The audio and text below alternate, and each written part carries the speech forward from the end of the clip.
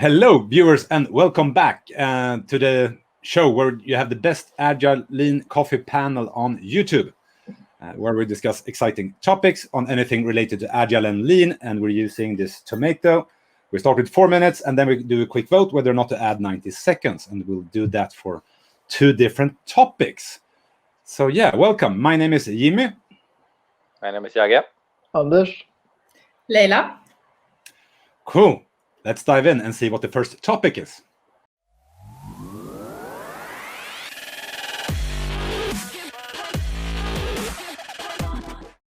And the wheel is spinning. Let's see who starts with the first out of 2 topics today. Anders!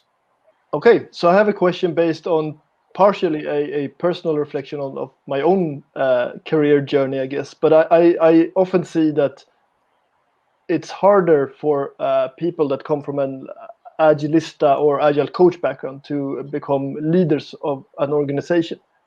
Do you agree?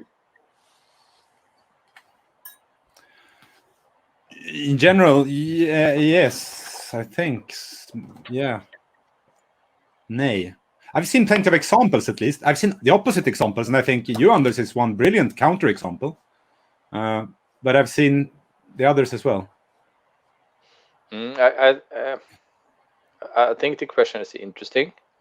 I haven't thought about it in that way. I think it would be interesting to elaborate around what I can say in the same year. I'm disappointed in all the Agile leaders I know.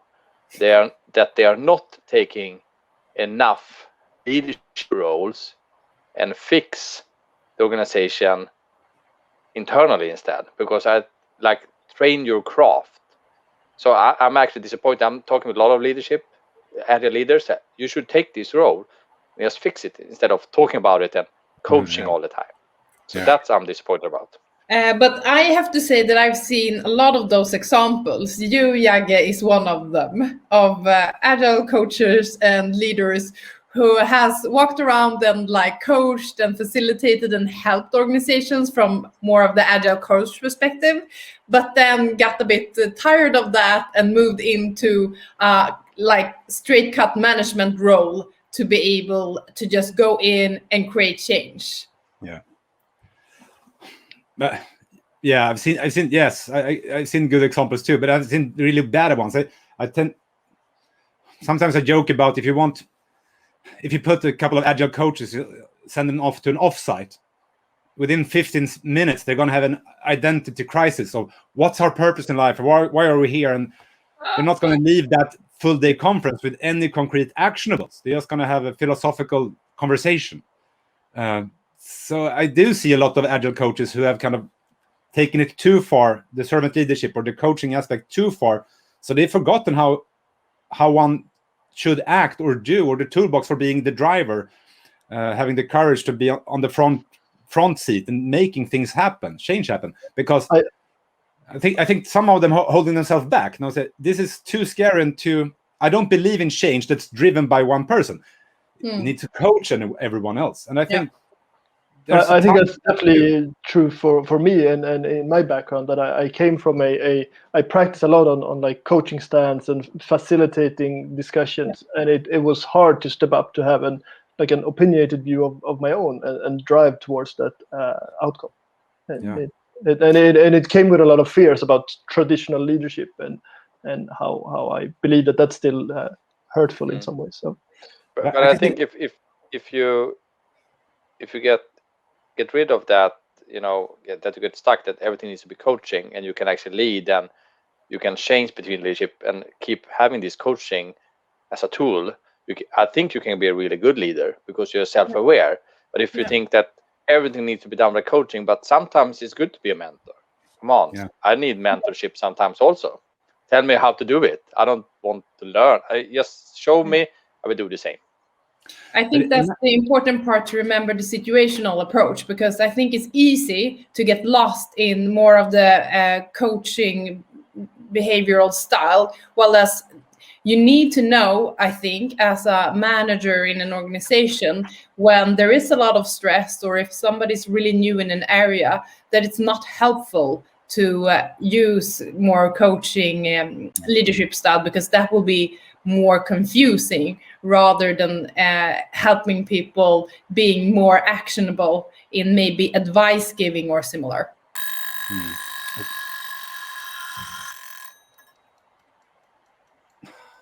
Cool. Adding 90 seconds. And on that topic, so imagine you're an agile coach and all you've been practicing for 4 years is to not reveal your opinion, to only ask questions, to help others be smart and reach a conclusion. And all of a sudden, others expect you to make a decision, stand by it, inform others of a decision, and ask them to trust you on. But Jimmy, you know this. I think you had a discussion about, was it the evil coach? What did you call it? Yeah. So I can be honest. I do have some, like, I want the people to be on board. I want to respect everyone, but I have my own strong opinion of how things should be done. If I do it through coaching or something else, it's still what I believe how things should be done. Hopefully people agree with me. So I can't see how you can be totally distant from that. Every good coach wants to implement whatever idea they think is good anyway, somehow. That's my, Yes. I don't know. True. Call that bullshit. I agree. I think it's bullshit. I think it's true. You're just not soul searching deep enough if you're like, oh, I don't have an opinion about this. Maybe. But then you're not coaching, then you're teaching. Or you're promoting, or you're selling an idea. But let's be honest, coaching is also a style of leadership. It's also some sort of manipulation. Oh, wow. That needs to be a topic. That needs to be a future topic. Such a good ending quote. There's no way to go from there. Oh, I brilliant. dropped the I mic. heard more about that. Continue. All right. Recollect, gather ourselves, and let's see what the next topic is. And I'm spinning. Let's see who has the second topic this evening. And it's Leila. Hi. So today I wanted to talk about a heartfelt friend of mine. It's called feedback. So there is a link to an article that you can read in here. And this article says that the feedback is actually not as efficient as we have thought that it was. Rather, it could actually be more hurtful than actually increasing performance. And the article proposes some new ways of doing this, looking for advice on specific stuff rather than asking for feedback. So my question to you guys is the feedback era dead?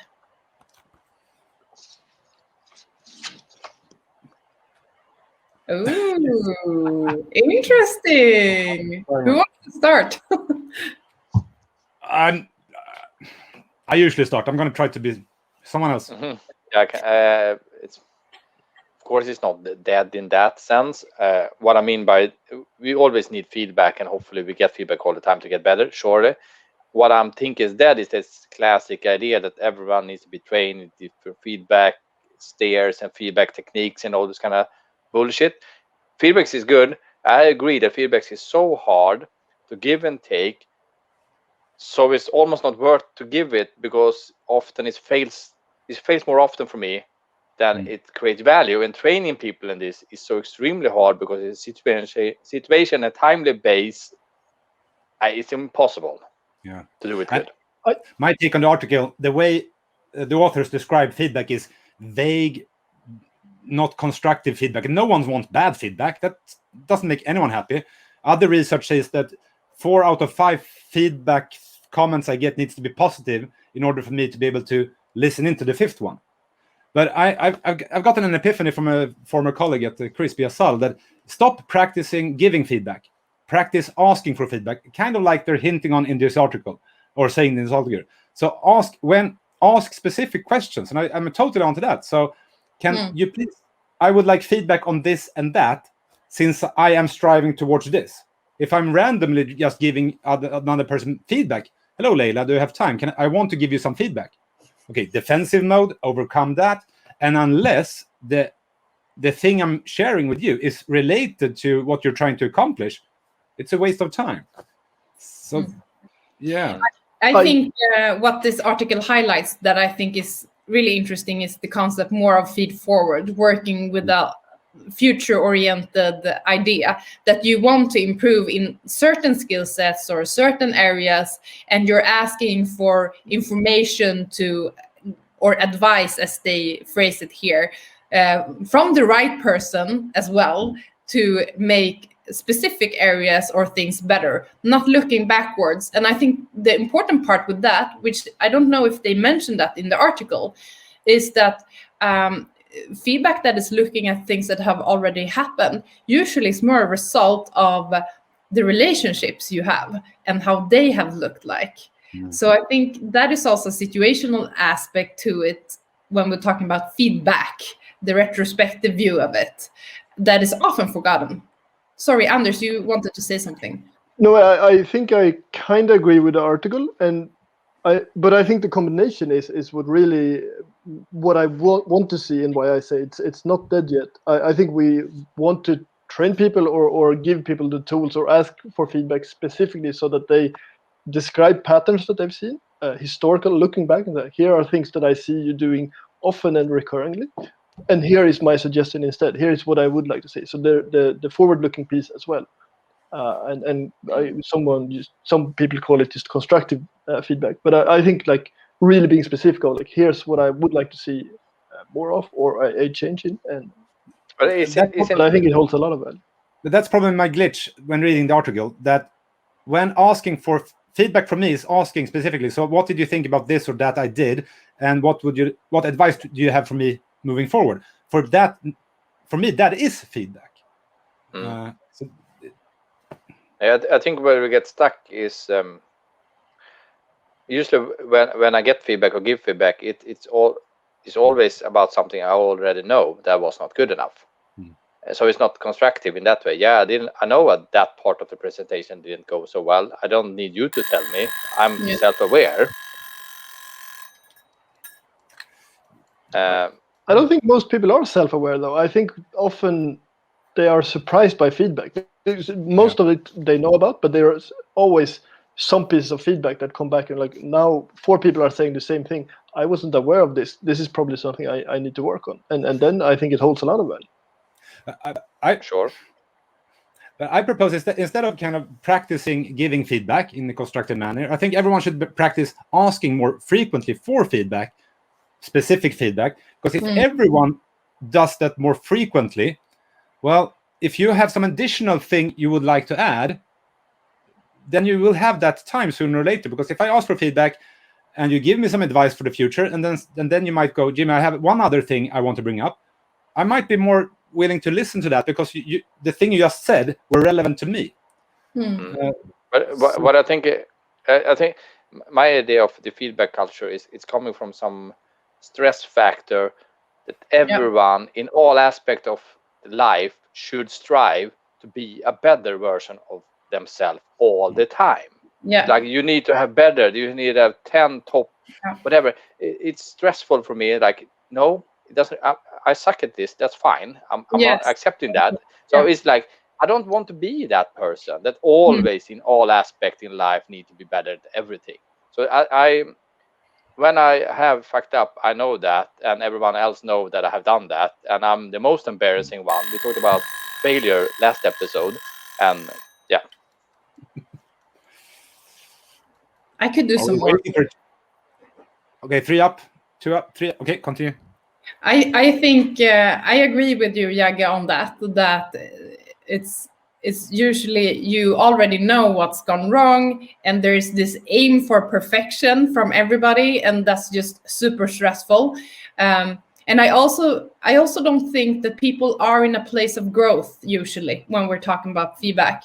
A little bit about what you said, Jimmy, while needing 4 positives for 1 negative, kind of. But I think it's more important to think about what kind of relationship you have and what kind of situation you're in, to be able to make some sort of impact to create change at all.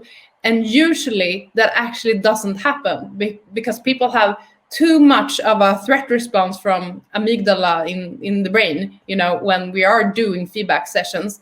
So it doesn't happen. So I think that even though the intention is good and you strive to do something great, feedback has gotten mixed up in that dark cloud of a threat. So that seldomly happens. I think we need to recontext the whole thing and build it up from scratch again to something with more of a positive vibe for change to happen. Yeah, I like your way of reasoning. And one other thing, people tend to forget that when the feedback you get, that's just input. It's up to you to decide whether or not it's relevant for you, useful, if you want to throw it away, or actually, so it's... Oh, damn it. This one rang again. How can it be so fast? 90 seconds so fast. Something. No. All right. So I'll leave it. Okay, so yeah, that was the second and the last topic of this episode. Yeah, let's wrap this up. Thank you for watching one of these Lean Coffee episodes. Let's end this with a few key takeaways or personal summaries. I think we all agreed that feedback is important, and how much we agreed with it was mostly based on what we read into feedback. So I think we all were striving for forward-looking advice on how we can do better, and sometimes we call that feedback. We need to reconstruct how we work with feedback. We need to realize that it's based on a situation with a high threat response, and we need to do that different in the future. Maybe out of self-defense, but I really want to claim that coaching is not a secret way to manipulate people. That's selling or teaching. Coaching is coaching. Two different things. Okay, I want to reflect on what you said, Jim, about coaching, adult coaching going too far and maybe be too scared about taking decision and actually achieve things because they want to be so much of a coach. So they get afraid of what you also could be to lead. Thank you all for watching, and yeah, more shows to watch here. Bye-bye.